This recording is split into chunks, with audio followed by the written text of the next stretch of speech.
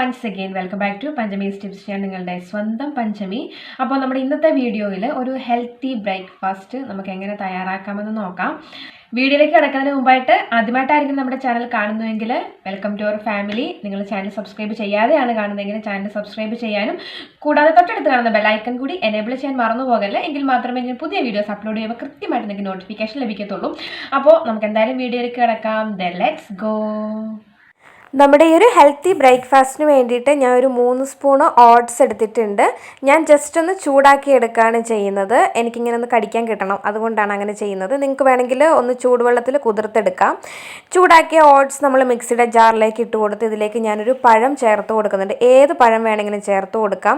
നേന്ത്രപ്പഴം ചേർക്കാം, റോബസ്റ്റ ചേർക്കാം, അങ്ങനെ ഏത് പഴം വേണമെങ്കിലും ചേർക്കാം. ആപ്പിൾ ഉണ്ടെങ്കിൽ അതും ചേർത്ത് കൊടുക്കാം.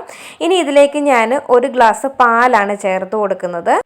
ഒരു 4-5 ബദാം ഞാനിതിലേക്ക് ചേർത്ത് കൊടുക്കുന്നുണ്ട്. മധുരത്തിന് വേണ്ടിയിട്ട് തേനിലിട്ട ചെറി ഞാൻ ചേർത്ത് കൊടുക്കുന്നുണ്ട്. നന്നായിട്ടൊന്ന് ബ്ലെൻഡ് ചെയ്തെടുക്കുക. ഒരു ഫ്ലേവറിന് വേണ്ടിയിട്ട് ഇൻസ്റ്റൻറ്റ് കോഫി പൗഡറും ഞാൻ ചേർത്ത് കൊടുത്തു. ഒന്നും കൂടെ ബ്ലെൻഡ് ചെയ്തെടുത്തു. അങ്ങനെ നമ്മുടെ ഹെൽത്തി ബ്രേക്ക്ഫാസ്റ്റ് നമുക്കിവിടെ റെഡി ആയി കഴിഞ്ഞു. ഇതിന് വേണമെങ്കിൽ ഓട്സ് സ്മൂത്തിന്നോ ഒക്കെ വേണമെങ്കിൽ പറയാം. അപ്പോൾ ഞാൻ കുടിക്കട്ടെ. എൻ്റെ രാവിലത്തെ ബ്രേക്ക്ഫാസ്റ്റാണിത്.